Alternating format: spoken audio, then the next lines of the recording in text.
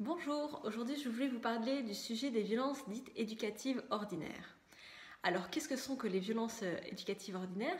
C'est toutes les gestes et les attitudes que les enfants peuvent subir, que la société parfois même encourage et trouve nécessaires pour une éducation, alors que c'est tout à fait contre-productif et surtout qu'on n'accepterait pas du tout de la part d'autres adultes.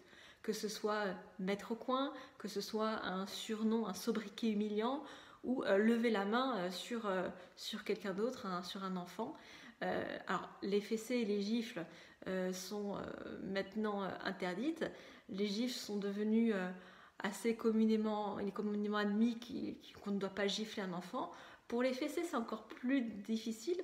La société a encore partagé, alors que personne ne tolérerait, n'accepterait de recevoir une fessée de son employeur. Alors pourquoi est-ce qu'on pourrait lever la main sur un enfant au motif qu'il a des fesses rebondies ou une couche?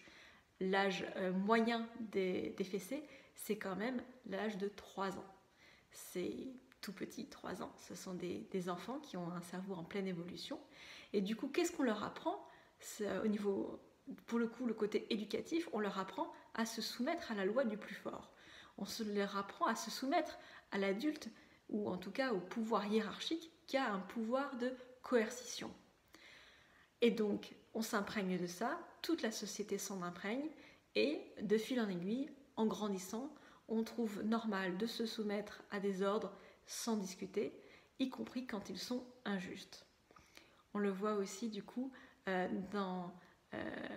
l'âge adulte par rapport au rapport aux forces de police. C'est typiquement quand on a peur de l'amende et pas du comportement inapproprié.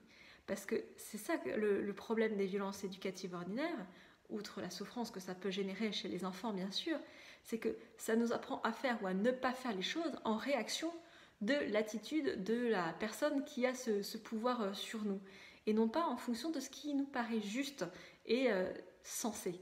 Alors que quand il y a quelque chose, une valeur qui nous paraît juste et sensée, qu'on a bien compris, intégré et qu'on nous fait confiance pour ça, eh bien les enfants et tous les adultes font les choses normalement. C'est ce qu'on appelle l'autodiscipline.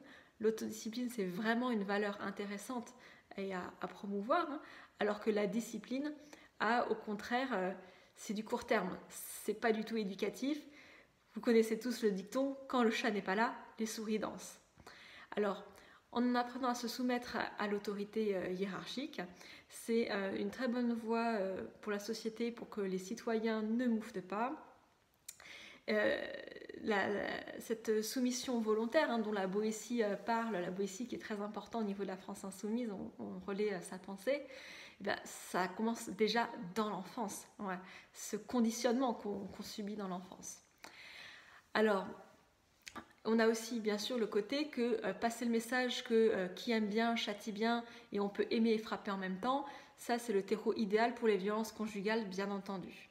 Donc c'est pour toutes ces raisons qu'on lutte contre les violences dites éducatives ordinaires. Je vous renvoie aux travaux des associations, en particulier Stop VO ou l'Observatoire contre les violences éducatives ordinaires, l'OVEO, qui font un travail formidable sur ce sujet-là. Et au sein de l'équipe enfance, nous allons continuer à aborder des sujets de ce genre. À très bientôt.